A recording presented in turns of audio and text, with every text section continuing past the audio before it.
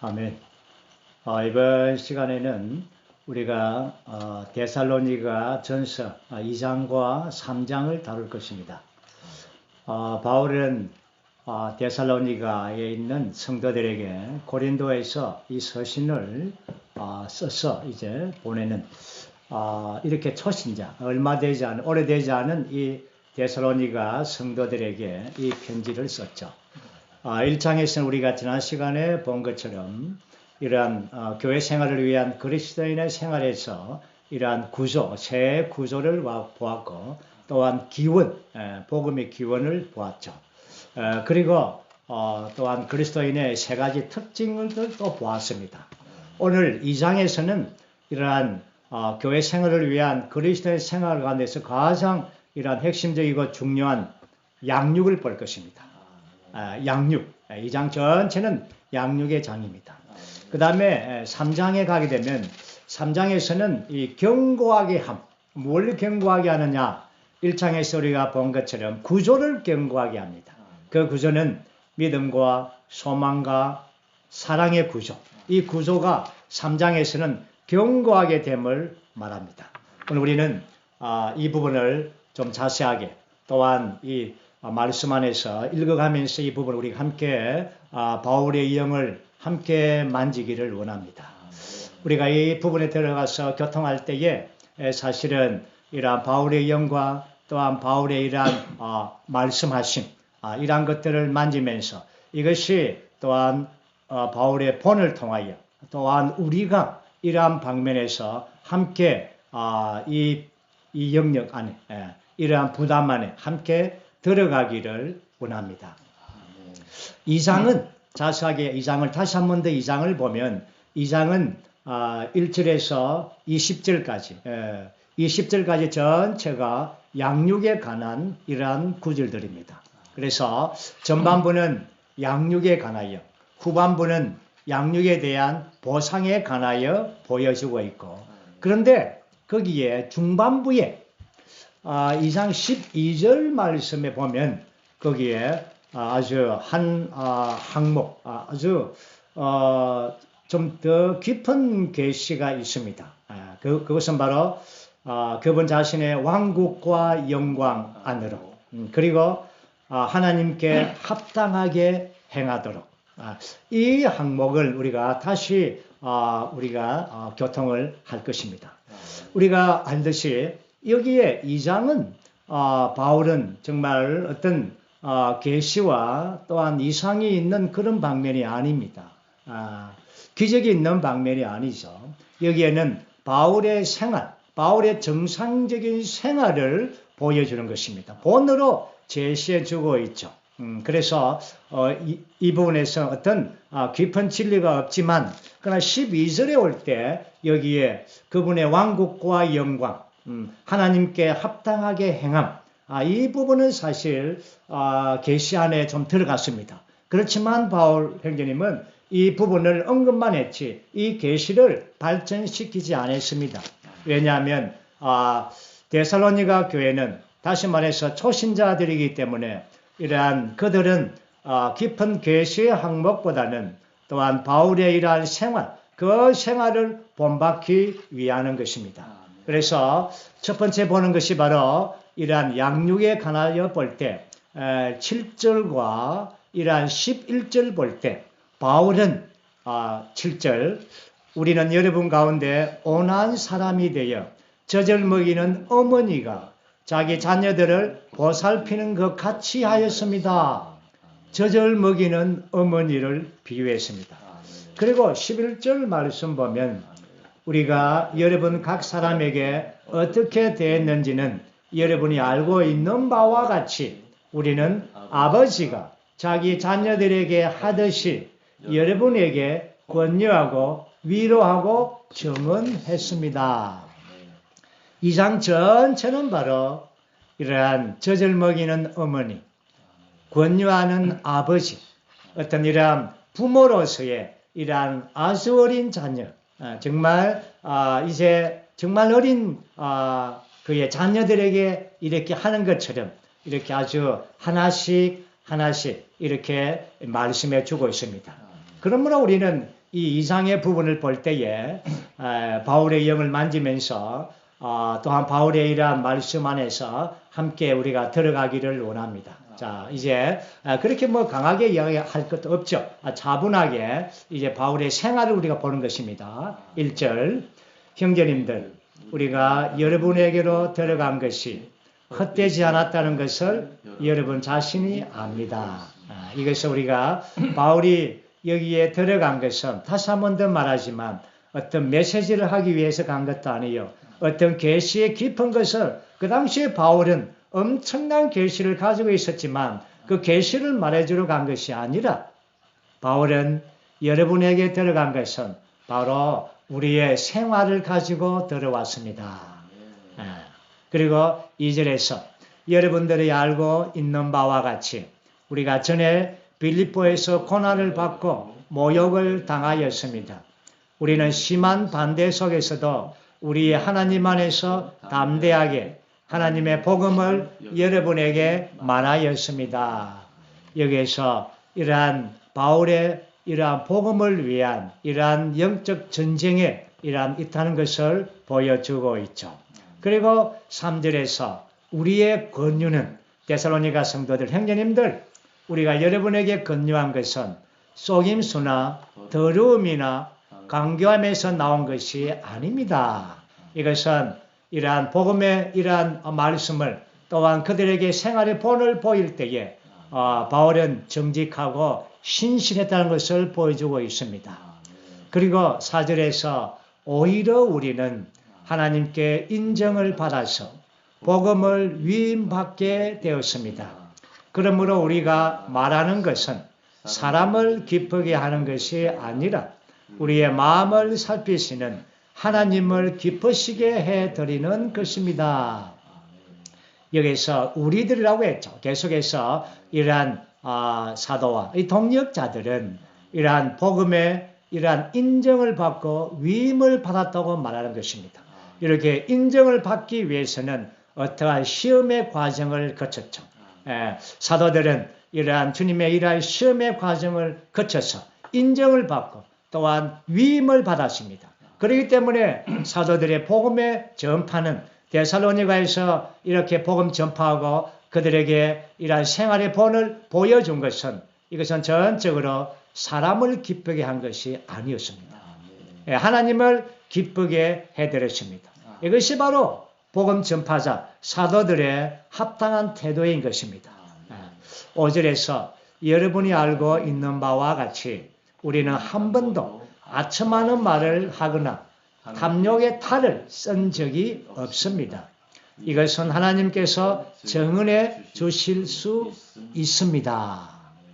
여기에서 바울은 솔직한 말을 하고 있습니다. 정말 복음을 전하고 이러한 말씀을 전할 때에 이러한 것을 가지고 어떤 이익을 이렇게 얻기 위한 것이 아니었습니다. 하나님 말씀을 가지고 어떤 팔로 다닌 것이 아니었습니다. 또 불순물도 섞이지 않았습니다. 정말 이러한 사도의 태도는 정말 신실하게 이러한 하나님의 말씀 안에서 순수하게 이러한 말씀을 전한 것입니다.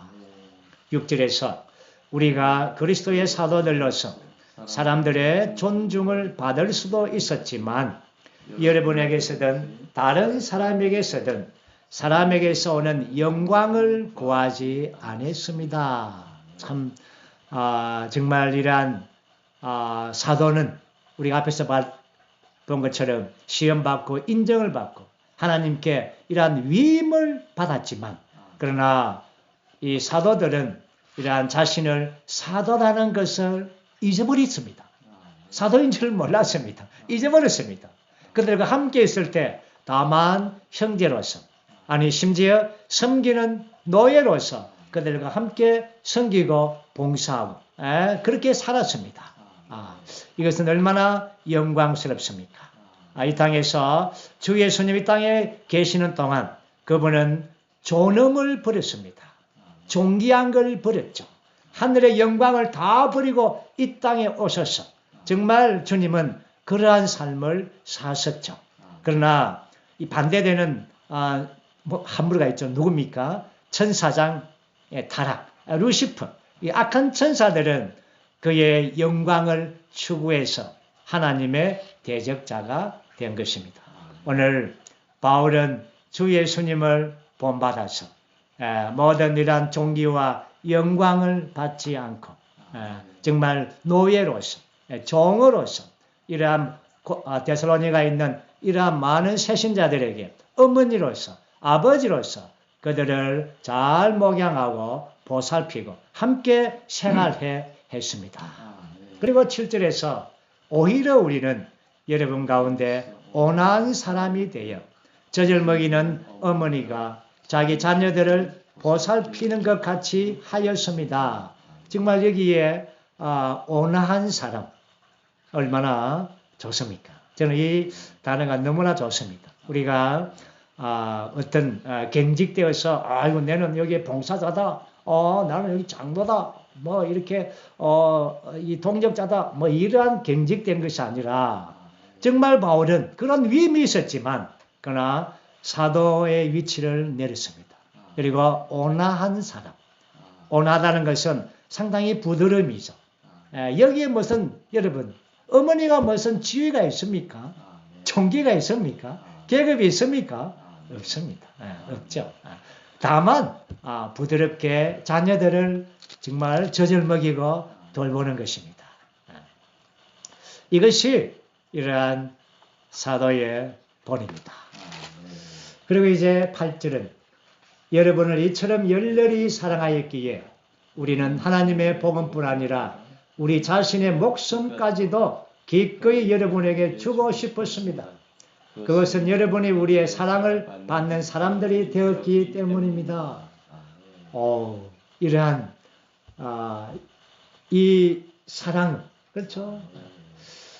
데살로니가의 성도들도 이러한 바울을 열렬히 사랑했죠. 또한 바울도 사도들도 자신의 목숨까지도 기꺼이 이러한 주고 싶은 이런 지점이죠. 정말 너무나 교회의 이러한 아름다운 본입니다. 그렇지 않습니까? 여기 어떤 경쟁이 있습니까? 전혀 없습니다. 여기는 정말 어머니의 희생만이 볼 수가 있죠. 바울은 이렇게 데살로니가의 이 초신자들에게 정말 그의 목숨까지도 이렇게 주기를 원했습니다. 그래서 9절에 보면 형제님들 우리의 수고와 고생을 여러분이 기억할 것입니다. 우리는 여러분 중 누구에게도 짐이 되지 않으려고 밤낮으로 일하면서 여러분에게 하나님의 복음을 선포하였습니다. 정말 이러한 놀라운 본이 있습니다. 그렇죠?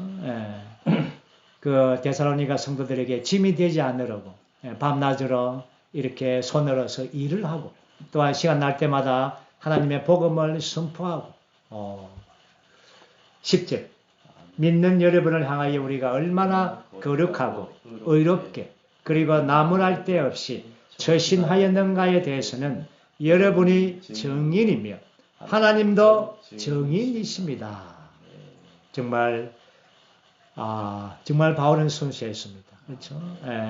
이 거룩하고 하나님에 대하여 하나님을 향하여 그는 거룩했고 또한 사람에 대하여 의로웠습니다. 그리고 하나님과 사람과 사탄 모두를 향하여 사도들은 나무랄 데 없이 처신했습니다. 11절 우리가 여러분 각 사람에게 어떻게 대했는지는 여러분이 알고 있는 바와 같이 우리는 아버지가 자기 자녀들에게 하듯이 여러분에게 권유하고 위로하고 정언했습니다. 여기에서 이 11절까지의 말씀을 우리가 다시 한 번 더 보면 정말 이 사도의 바울의 이러한 좋은 본을 볼 수가 있습니다. 바울은 새로운 믿는 이들에게 그는 놀라운 계시보다 놀라운 메시지보다 이러한 본으로서 제시해 주었습니다. 우리가 이러한 본을 볼 때 우리가 어떻게 처신해야 할지를 우리가 정말 깨닫습니다. 그죠? 정말 여기에서 바울은 이러한 이 교회를 섬기고 또한 봉사하고 또한 양육하고 목양할 때에 정말 순수했습니다. 그의 동기가 순수했습니다. 특별히 여기에서 돈 문제에서 순수했습니다. 그렇죠? 탐욕과 탐심을 가지지 않고 정말 말씀을 혼잡케 하고 아첨하고 이렇게 하지 않았습니다. 정말 순수하게 이렇게 했습니다. 우리 모든 봉사자들, 인도자들이 배울 합당한 본이죠. 어머니와 아버지처럼 교회를 모든 지체들을 품에 안고 이렇게 사랑해준 이러한 본입니다. 우리가 이 부분에 이제 전반부와 2장 전반부와 후반부를 이렇게 나누는 그 가운데 있는 구절이 12절입니다. 12절 한번 선포하죠. 그것은 그분 자신의 왕국과 영광 안으로 여러분을 부르신 하나님께 여러분이 합당하게 행하도록 하기 위한 것입니다. 여기에서 합당하게 행한 것. 바울은 데살로니가에 있으면서 정말 그의 생활과 그의 생활 방식은 합당하게 행한 것입니다. 오늘 우리 후반부에 보상의 이러한 13절에 들어가기 전에 목양에 대하여 좀 더 교통하기를 원합니다. 바울은 사도행전 20장에서 이 목양에 관하여 이렇게 말씀한 적이 있죠. 에베소 이러한 장로들에게, 에베소 성도들에게 이렇게 말해서 에베소에 있을 때에 대중 앞에서 이 보면은 여기 사도행전 20장 28절 이렇게 말씀 보면 성령께서 여러분을 온 양떼의 감독자로 세우셨으니 여러분은 여러분 자신과 온 양떼를 위하여 스스로 조심하여 하나님께서 자신의 피로 사오신 하나님의 교회를 목양하십시오. 이러한 목양한, 그래서 바울은 에베소 교회를 어떻게 목양했는가? 31절을 보면 여러분은 늘 깨어있도록 하십시오. 내가 3년 동안 밤낮 쉬지 않고 눈물로 각 사람을 훈계하던 것을 기억하십시오. 정말 바울은 어떤 지방의 교회들을 가든지 이렇게 이러한 생활의 본을 그들에게 보여주었습니다. 그리고는 33절에서 나는 어느 누구의 은이나 금이나 의복을 탐낸 적이 없습니다. 여러분이 아시는 것처럼 이 두 손으로 나와 내 일행을 위하여 필요한 것을 공급했습니다. 정말 이러한 것이 이러한 목양의 본인 것입니다.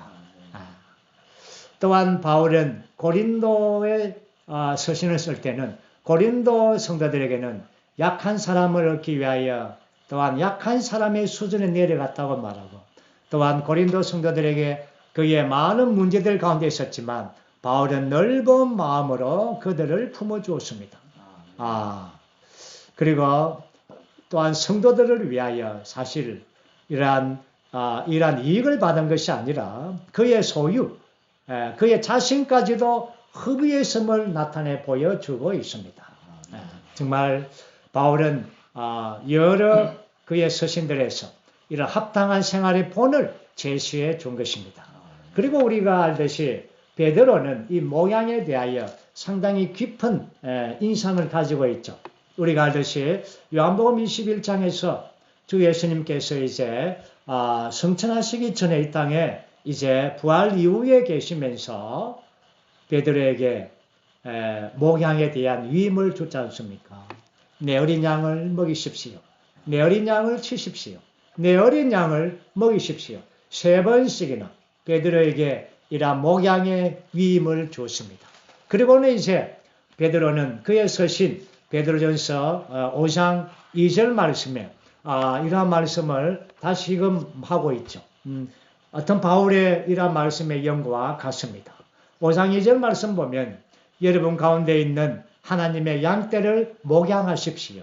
하나님을 따라 감독하되 억지로 하지 말고 자원해서 하며 비열한 수단으로 이익을 얻으려고 하지 말고 탐내어서 하지 말고 정성을 다하여 하며 그리고 여러분에게 맡겨진 사람들 위해 군림하듯 하지 말고 양떼의 본이 되십시오.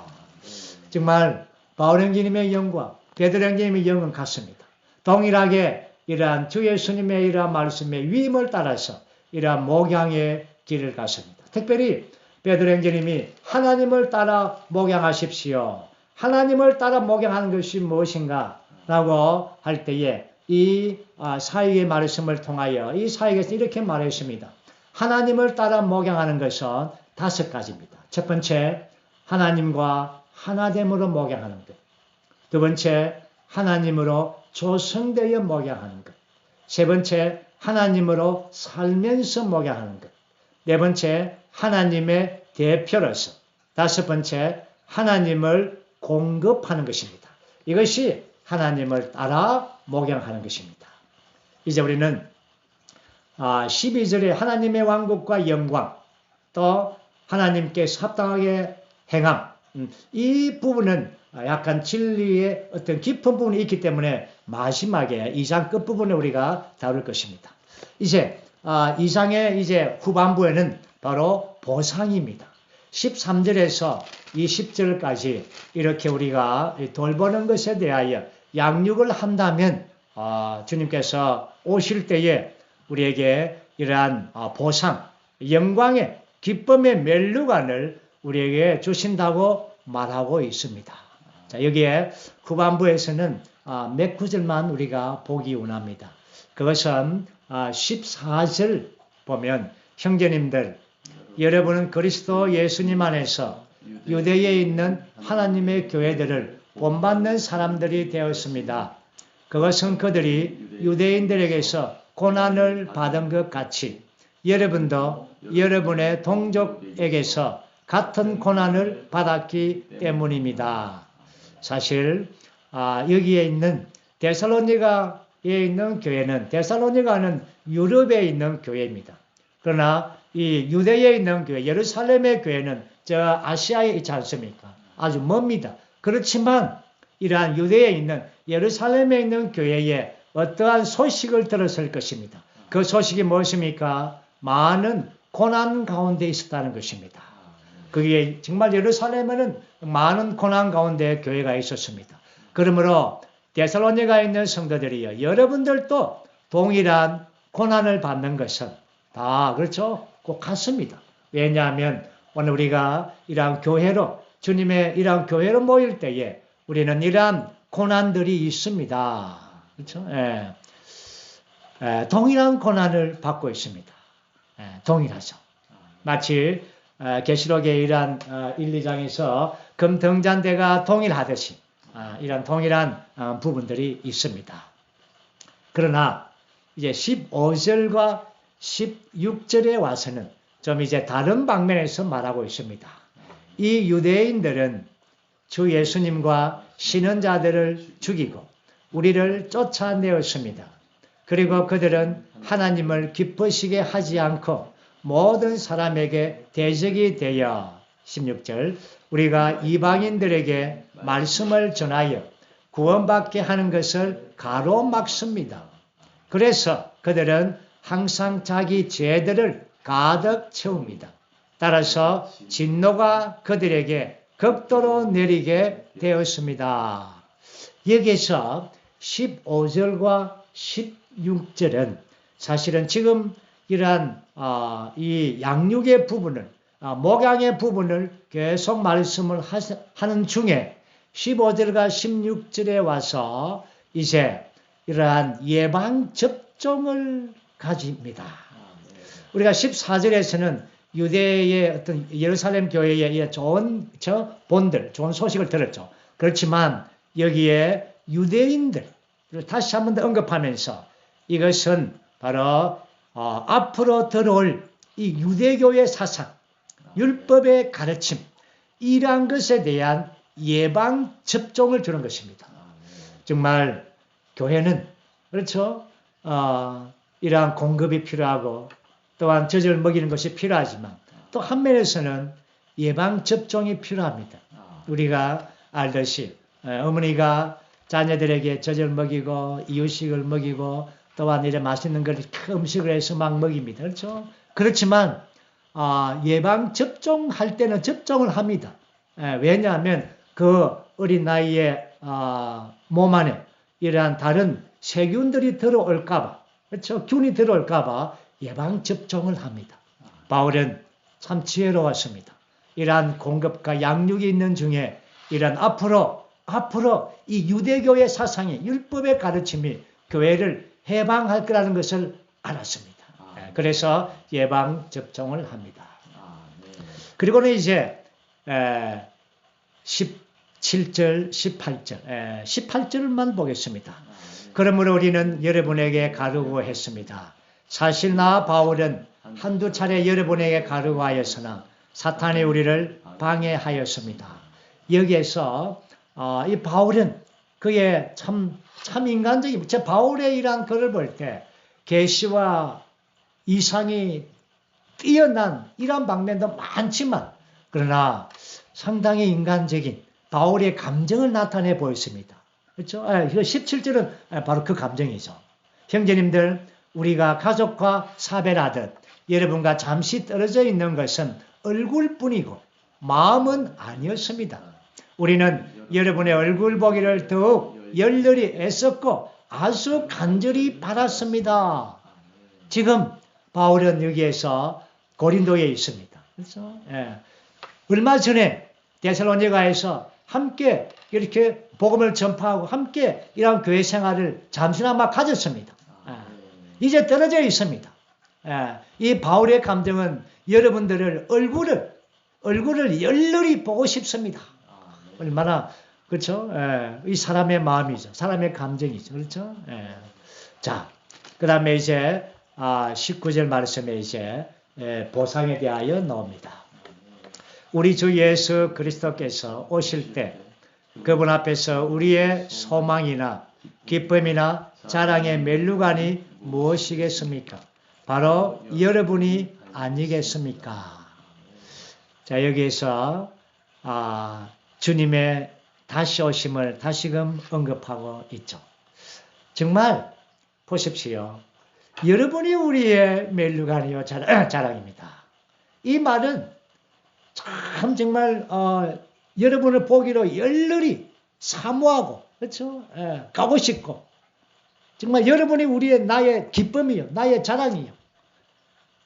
이 사도의 마음을 만약에 데살로니가 성도들이 그 마음을 알았다면 얼마나 감동을 받겠습니까? 아멘. 예를 들어서 너희가 없는 삶은 정말 무의미하다. 오직 너희를 위하여 나는 살아간다. 오늘 부모들 그렇지 않습니까? 부모들이 자녀들에게 내가 나의 삶의 의미다. 이런 마음이죠. 정말 이러한 깊은 이러한 바울의 이러한 느낌들, 그 마음 안에 있는 깊은 감정들을 이러한 데살로니가 이 자녀들이 그 마음을 만진다면 얼마나 감동적이고 그렇지 않습니까? 그럴 때에 이러한 바울의 이러한 말씀들이 이제 점차적으로 깊이 안으로 이끌어져 가는 것입니다. 그러나 이제 2장 마지막 절이죠. 여러분이 우리의 영광이요 기쁨입니다. 정말 놀랍습니다. 그렇죠? 오늘 2장을 우리가 마치면서 다시 한 번 더 2장 전체의 어떤 이 배경을 보겠습니다. 2장은 양육의 장입니다. 본의 장입니다. 여기에서는 사도들의 가르침과 이 계시보다 그 사도들의 행동과 그들의 생활 방식을 강조했습니다. 데살로니가의 이러한 이 초신자들을 이렇게 품어주고 소중히 안고 이렇게 젖을 먹이는 이러한 어머니처럼 아버지처럼 건면해주고 있습니다. 그리고 두 번째는 이러한 학교의 방면보다 이러한 농장의 방면을 강조합니다. 물론 우리가 어떨 때 자라면은 학교에 가서 이 배움이 필요합니다. 그렇지만 이 데살로니가 교회는 이러한 초신자이기 때문에 그들에게는 정말 이러한 농장과 같이 마치 고린도전서 3장에서 바울 형제님이 이렇게 말했죠. 나는 심었고 아볼로는 물을 주었습니다. 하나님은 자라게 하십니다. 그래서 여기에서 여기에 정말 이 자라게 하는 이 물줌과 이러한 돌봄이 필요하죠. 마치 여기에서 이 데살로니가 성도들은 학교의 방면보다 가르치는 방면보다 이러한 농장의 방면, 가정의 방면을 많이 강조했습니다. 이 부분에서 이 형제님께서 이렇게 말했습니다. 교회 안에서는 90%가 먹이는 것이고 10%가 가르치는 것이다. 그래서 많이 가르치는 것보다 많이 먹이는 것이 낫다. 먹이고 난 다음에 그가 먹이서, 그렇죠? 어느 정도 먹였을 때 그가 가르침을 배우는 것입니다. 그리고는 이제 세 번째는 이 장에서 바울의 이러한 생활과 간정을 이제 보여주죠. 보여줌으로 사실 어린 성도들, 데살로니가 성도들에게 합당한 본을 제시해 주었습니다. 정말 이 본을 통하여 어린아이들이 자라죠. 언어는 사실 본을 통하여 이렇게 배운다 합니다. 언어는 어릴 적부터 그런 그 모방하고 이렇게 억양을 이렇게 모방함으로써 언어를 배우죠. 우리 교회 안에 이렇게 내가 이렇게 보면은 우리 그 어린 그 집안에 한 서너 명이 있는 집안에 보면 그 동생은 형님과 누나, 형과 누나가 있는 동생들은 상당히 잘 빨리 배웁니다. 언어도 빨리 배우고. 왜냐하면 그 본이 있기 때문에. 그렇죠? 본이 있기 때문에. 그래서 우리가 이 부분을 말할 때 상당히 우리가 본이 필요합니다. 만약에 우리가 이러한 본이 되는 것이 부족하다면, 정말 부족한 게 많죠. 저부터도 많이 부족합니다. 만약에 이런 우리의 본이 부족하다면 그럼 어떻게 해야 되는가? 그때는 하나의 길이 있습니다. 어떤 길입니까? 성경의 본이 되는 사람을 제시해 주는 겁니다. 에녹이라든지 노아, 아브라함, 다윗, 또한 신약의 베드로, 요한, 바울, 이런 디모데, 이러한 사람들의 전기들, 이러한 본이 될 만한 이 성경의 인물 이런 걸 제시해 주는 것이죠. 이것이 또 한면에서 이런 간접적인 본이 되는 것입니다. 그러나 중요한 것은 직접적인 본이 필요합니다.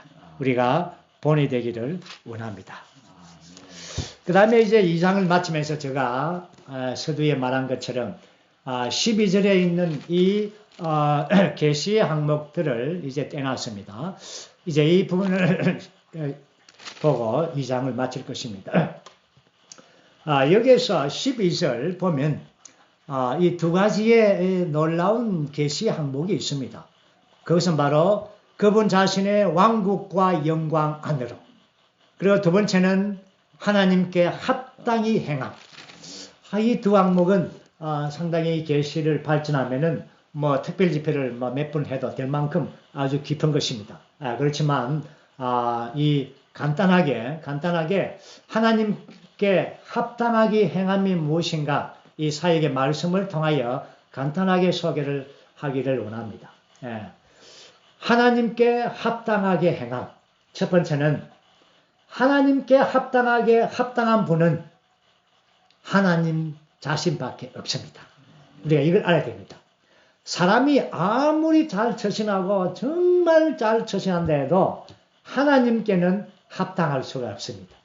사람에게는 합당할 수가 있겠죠. 다시 말해서 첫 번째 항목은 하나님께 합당한 분은 하나님 자신뿐이라는 겁니다. 두 번째, 하나님께 합당하게 행하면 이 의미는 바로 하나님을 사는 것입니다. 정확하게 말해서 하나님을 위해 살고 하나님의 의에 사는 방면보다 더 높은 것입니다. 하나님을 사는 것입니다. 세 번째는 하나님을 사는 것이 무엇인가? 하나님을 산다는 것은 바로 하나님의 생명으로 사는 것이며 그리스도를 사는 것입니다. 빌립보 1장 20절에서 바울은 내게 사는 것이 그리스도입니다. 이렇게 말씀했죠. 그러므로 오늘 하나님께 합당하게 행한다는 것은 그리스도를 사는 것입니다. 네 번째는 하나님께 합당하게 행하는 것은 바로 이러한 바울의 로마서와 갈라디아서와 바울의 이러한 서신의 말씀에 의해서 바로 연합된 영을 따라 사는 것입니다. 이러한 영을 따라 행하는 것입니다. 타고난 사람, 타고난 자가 우리 안에서 함께 있습니다. 육체가 있죠. 이것들은 다 십자가 안에 머물게 만드는 것이죠. 성경에서는 신약에서 오직 한 가지의 요구사항이 있습니다. 그것이 무엇입니까? 영을 따라 행하라는 것입니다. 로마서 8장 4절 또는 갈라디아서 5장 16절 25절 말씀 보면 영을 따라 살고 영을 따라 행하라고 계속 말씀하고 있죠. 그럴 때에 육체의 모든 소욕, 육체의 모든 것들은 다 죽음에 넘기는 것입니다. 이것이 바로 하나님께 합당하게 행하는 것입니다. 이제 두 번째는 두 번째 항목은 바로 하나님의 왕국과 영광 안으로 부르심. 바울님은 이 부분을 이렇게 많이 이 계시를 발전시키지 않았습니다. 그렇죠?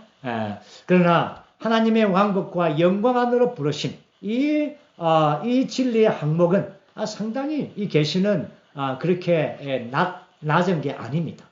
이 계시를 발전시키면 엄청난 그렇죠 계시의 항목 깊이 안으로 들어갈 수 있습니다. 우리가 간단하게 본다면 하나님의 왕국은 바로 하나님의 생명의 영역이죠. 다시 말해서 하나님의 다스리는 통치의 영역입니다. 거기에는 사랑과 빛과 거룩과 이러한 것이 가득한 영역입니다. 그럼 우리가 거듭날 때에 우리는 하나님의 왕국 안으로 생명의 영역 안으로 들어오게 된 것입니다. 그리고는 이제 교회 생활을 통하여 우리는 이러한 하나님의 왕국 안에 사는 것입니다. 많은 사람들은 하나님의 왕국을 말할 때에 이제 다시 올 장차 그분의 왕국을 생각합니다. 그렇지만 여기에서 보여주는 것은 물론 왕국의 출현이 되겠지만 지금 교회 생활은 바로 하나님의 왕국의 생활이라는 것입니다. 다시 한 번 더 12절 말씀 보면 그분 자신의 왕국과 영광 안으로 여러분을 부르셨습니다.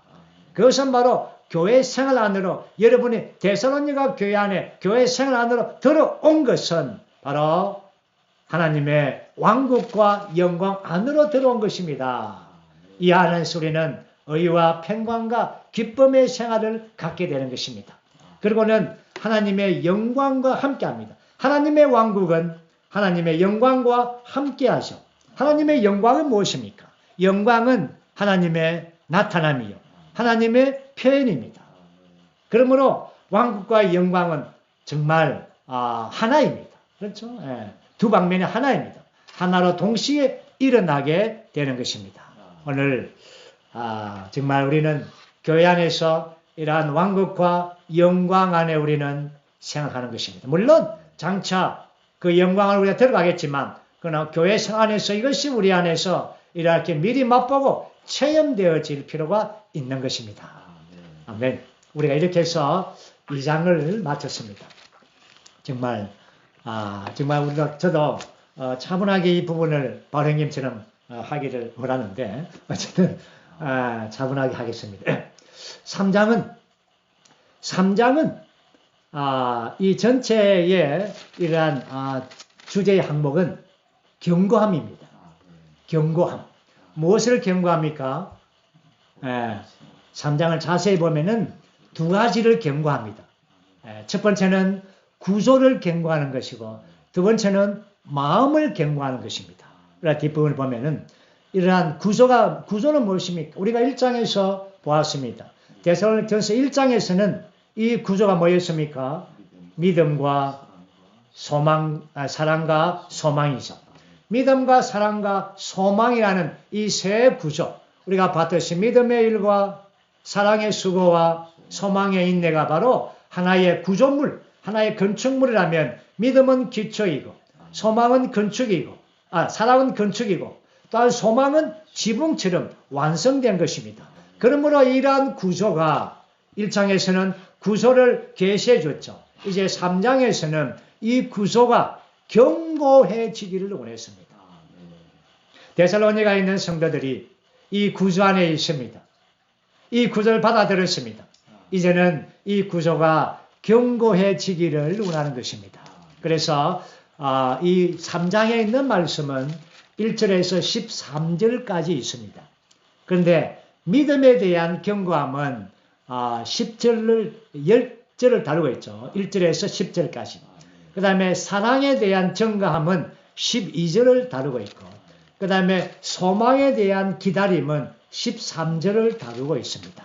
그러므로 사실 믿음의 항목이 10배로 많죠. 19절을 다루고 있습니다. 왜냐하면 믿음은 사랑을 가져오죠. 사랑을 이끌어줍니다. 또한 사랑을 통하여 이러한 소망을 그저 갖게 하는 것입니다. 그러므로 이러한 믿음은 시작이자 핵심이자 중요한 것입니다. 그래서 우리가 알듯이 이러한 믿음에는 이러한 두 방면이 있습니다. 객관적인 믿음과 주관적인 믿음입니다. 객관적인 믿음은 하나님의 신약 경륜에 있는 말씀 모두가 다 객관적인 믿음이죠. 모든 말씀은 다, 오늘 이 모든 말씀들은 다 객관적인 믿음입니다. 이런 말씀을 들을 때에 우리는 주관적인 믿음이 우리 안에서 싹 트는 것입니다. 그렇죠? 체험되는 것입니다. 그러므로 객관적인 믿음은 사실 광대합니다. 풍성합니다. 또한 심오합니다. 왜냐하면 그리스도의 모든 방면들이죠. 그리스도는 청량할 수 없습니다. 광대합니다. 풍성합니다. 심오합니다. 이것이 바로 다 객관적인 믿음인 것입니다. 오늘 우리가 객관적인 믿음을 들을 때에 우리가 주관적으로 우리 안에서 체험된 믿음, 믿음의 행위에 이 행위의 믿음이 나오게 되는 것입니다. 그러면 오늘 이 디모데전서 3장에서는 1절에서 10절까지 믿음에 대하여 계속 말합니다. 2절에서 보면 여러분의 믿음을 위하여 여러분을 견고하게 하고 여러분의 믿음을 위하여 5절에서 여러분의 믿음을 알아보려고 그 다음에 6절에서 믿음과 사랑의 좋은 소식을 전해주었습니다. 7절에서 여러분의 믿음을 통하여 마지막 10절에서 믿음에서 부족한 것들을 완전하게 하도록 이러한 계속해서 믿음에 대하여 말할 때 제가 한번 물어보겠습니다.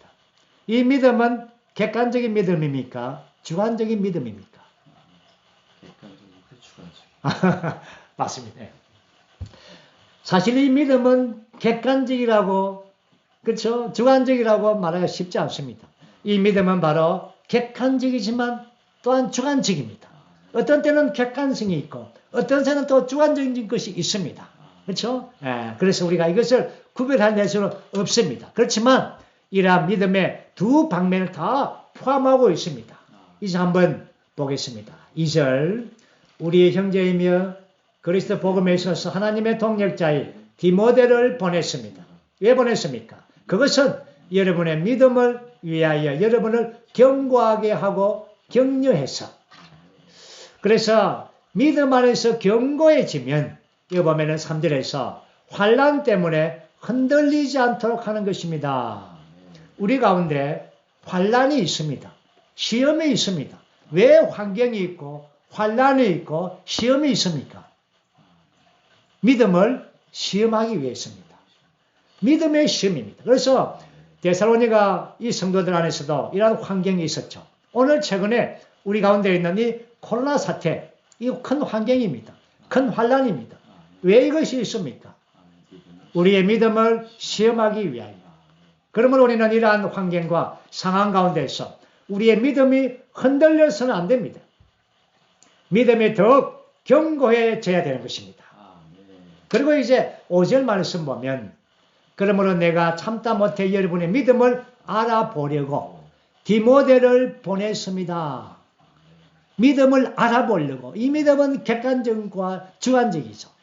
여러분들이 갖고 있는 그 두 방면의 믿음, 그것이 어느 정도인지 알아보려고. 그렇죠. 예. 정말 이러한 유혹하는 자가 이러한 환난을 통하여 정말 이러한 것들을 믿음이 흔들렸는가? 우리가 여러분들에게 이러한 복음을 전파한 그 복음이 헛되게 되었는가? 이러한 것들에 대하여 그렇죠. 많은 아버지로서 그 염려가 있었죠. 그런데 6절 말씀. 그런데 이제 디모데가 여러분에게서 우리에게 돌아와 여러분의 믿음과 사랑의 좋은 소식을 전해 주었습니다. 또 여러분이 항상 우리를 좋게 생각하고 있으며 우리가 여러분을 보고 싶어 하듯이 여러분도 우리를 보고 싶어 한다는 소식도 전해 주었습니다. 자, 이럴 때의 사도의 기쁨은 얼마나 기쁘겠습니까? 그렇죠? 예. 정말 사도는 성도들이 기뻐하면 사도는 10배로 기뻐합니다. 아니 100배로 기뻐합니다. 예. 그래서 7절 말씀 보십시오. 형제님들, 이것 때문에 뭡니까? 좋은 소식이죠. 이것 때문에 우리가 온갖 궁핍과 환난 가운데에서도 여러분의 믿음을 통하여 여러분에게서 위로를 받습니다. 정말 이러한 믿음과 사랑의 좋은 소식을 전해주므로 사도가 위로를 받고 사도가 공급을 받습니다. 심지어 8절에서 그러므로 여러분이 주님 안에서 굳게 선다면 이제 우리가 살 것입니다. 이제 우리가 살았습니다.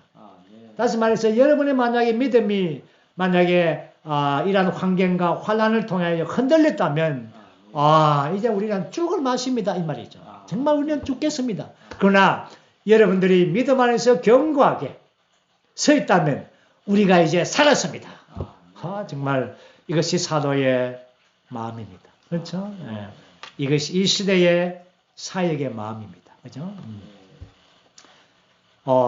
그래서 이제 사도는 정말 하나님께 감사합니다. 정말 9절 말씀 보면 우리가 여러분으로 말미암아 우리 하나님 앞에서 온갖 기쁨으로 즐거워하는데 여러분에 관하여 하나님께 어떻게 더 감사를 드려야 할지 모르겠습니다.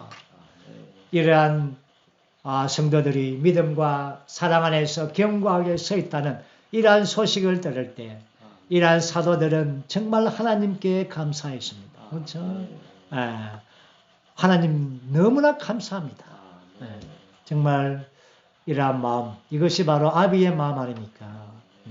그리고 10절에서 우리가 여러분의 얼굴을 직접 보고 여러분의 믿음에서 부족한 것들을 완전하게 할 수 있도록 밤낮 간절히 간구하고 있습니다. 정말 바울은, 사도들은 얼굴로서 보기를 원했습니다. 그렇죠? 정말 열렬하게 보기를 원했습니다. 그런데 우리가 알듯이 고린도에서 이 편지를 쓰고 난 다음에 이제 돌아갈 때 데살로니가의 이 성도들의 얼굴을 봤습니까? 안 봤습니까?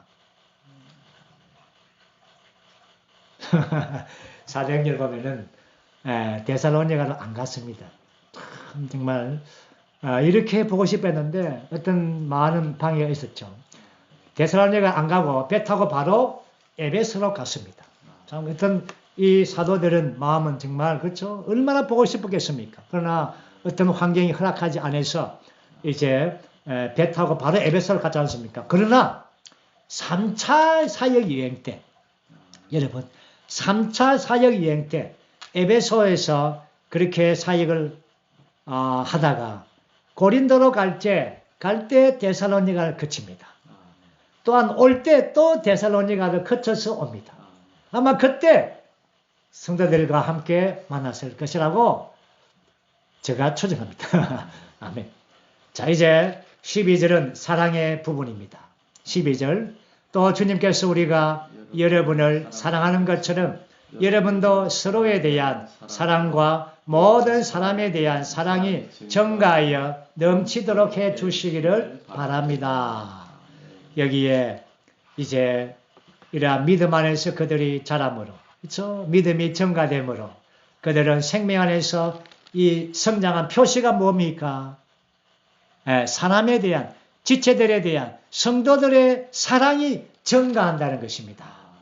여기에 사랑이 사도들을 사랑하고 교회 성도들을 사랑하고 또한 주님을 사랑하고 이러한 사랑의 표시는 바로 믿음 안에서 견고하게 자랐다는 것입니다. 그리고 이제 마지막 13절 말씀입니다. 함께 읽어보죠. 그래서 우리 주 예수님께서 그분의 모든 성도들과 함께 오실 때에 여러분의 마음이 우리 하나님 곧 우리 아버지 앞에서 견고하게 되어 거룩함에 있어서 나무랄 데 없도록 해 주시기를 바랍니다. 여기에 3장의 전체 주제가 견고함이죠. 다시 말해서 구조, 믿음과 사랑과 소망에 대한 이 구조에 대한 견고함입니다. 그래서 이 믿음에 대하여 계속 견고한 이러한 말씀을 교통했죠. 그리고 사랑이 증가하여 넘치게 되었고 또한 소망이 기대가 있습니다. 그렇죠? 1절에서는 소망의 인내를 했지만 그러나 1장에서는 3장에 올 때 이러한 소망의 기대, 기쁨으로의 소망을 고대하는 것입니다. 주 예수님께서 그분의 모든 성도들과 함께 오실 때, 그렇죠? 여기에 모든 성도들은 아마 이기는 성도들이겠죠. 함께 올 때에, 그렇죠? 정말 이렇게 함께 오는 것입니다. 이러한 소망, 이러한 우리가 데살로니가 이 전서 후서를 전체로 볼 때에 1장에서 이러한 이 구조가 전체 이 말씀을 이끌어가고 또 이렇게 지배하고 있죠.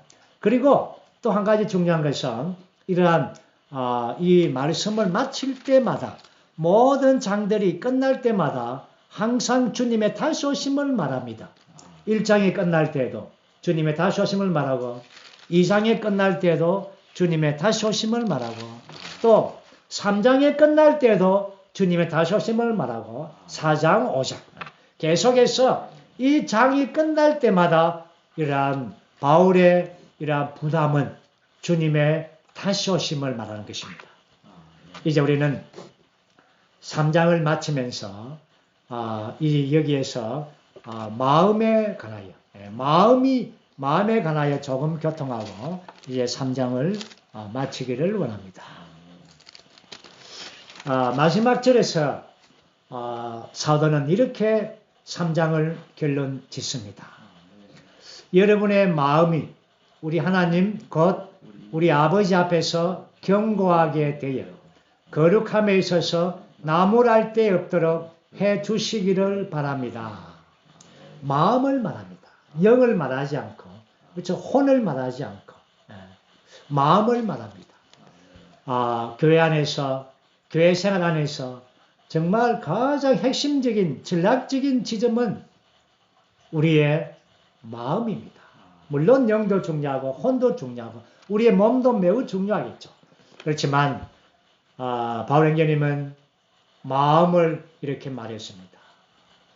우리가 알듯이 사람의 마음은 부패되었습니다. 그렇죠? 우리가 지난번에 예레미야입니까? 구약에서 보면 심히 부패한 것이 마음입니다. 그래서 마음이 쉽게 변합니다. 마음을 한 것은 뭔가 어떤 때는 아침에 좋았다가 저녁에 바뀌고 바뀌는 게 마음입니다. 그러므로 사람의 마음은 나무랄 때가 많습니다. 심지어 우리 교회 안의 성도들도 예외가 아닙니다. 저 마음이 문제이죠. 여러분의 마음이 어디 있는가? 그 마음이 어디 있는가에 따라서 여러분이 어디 있는가 결정짓는 것입니다. 마음은 여러분이 좋아하는 것, 사랑하는 것에 기울여지는 것입니다. 그렇죠? 세상을 사랑한다면 마음이 거기에 있는 것입니다. 주님을 사랑한다면 마음이 그곳에 있는 것입니다. 그래서 우리 사복음서에서도 보면은 왕국의 씨가 우리의 마음밭에 뿌려졌다고 말합니다. 마음밭에. 마음이라는 것은 밭이죠. 마음이라는 것은 사람 안에서 매우 중요한 전략적인 지점입니다. 그래서 여러분의 마음이 나무랄 데 없도록 해주시기를 바랍니다. 어떻게 해서 나무랄 데가 없게 됩니까? 이것은 전적으로 우리의 마음의 문제를 처리하는 것입니다. 우리는 압니다. 우리는 우리의 마음이 정말 나무랄 데가 너무나 많습니다. 그렇죠? 쉽게 변화되고 이랬다 저랬다 하죠. 정말 어렵습니다. 그렇죠? 교회 안의 모든 문제는 이 마음의 문제이죠. 어떤 상황에서 마음이 상합니다. 그렇죠? 마음이 상하면 교회 생활을 또 어려워집니다. 네. 나무랄 데가 얼마나 많습니까? 우리의 마음이. 그러나 성도들이여, 데살로니가의 성도들이여, 여러분의 마음이 나무랄 데 없도록 해주시기를 바랍니다. 누가? 하나님께서. 우리 주 예수님께서. 거룩한 우리의 마음을 처리하는 길은 단 한 가지입니다. 무엇입니까? 그분의 영께서, 완결되신 그 영께서 우리 안에서 내적으로 운행해 주는 것입니다. 3일 하나님이 우리 안에서 운행되어져야만이 우리가 마음이 처리받습니다. 마음을 돌이키고 마음을 순수하게 하는 것입니다. 기름 바름이 그 영께서 우리를 적셔줄 때 우리의 마음을 점유하는 것입니다. 우리 마음에 적시는 것이 필요합니다. 우리의 영혼이 끝났습니다. 문제는 우리의 마음으로 그 영이 적셔지고 점유해지고 이렇게 스며들어서 우리가 마음이 어떠하게 조성됨이 필요합니다. 조성이라고 말할 때 마음의 문제입니다. 에베소서 3장에서 바울 형제님은 뭐라고 말합니까?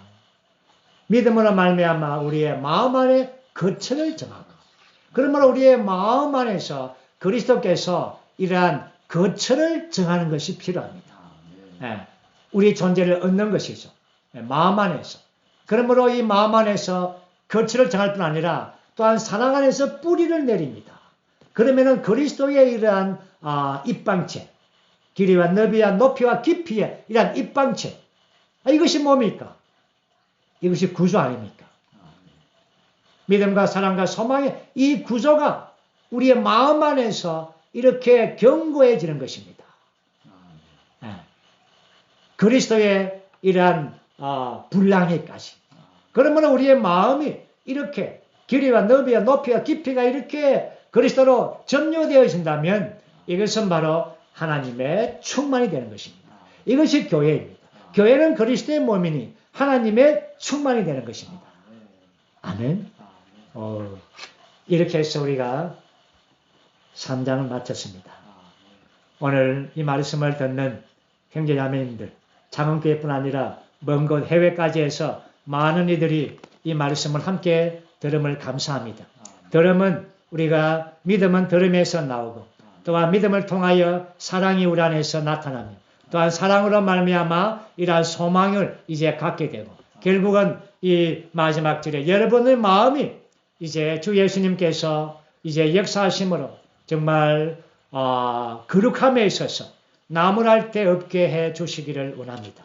오늘 바울 형제님이 오늘 우리 모두에게 이러한 말씀을 주심을 감사합니다. 한 번 더 우리가 이 부분 읽고 마치겠습니다. 여러분의 마음이 우리 하나님 곧 우리 아버지 앞에서 견고하게 되어 거룩함에 있어서 나무랄 데 없도록 해 주시기를 바랍니다. 아멘.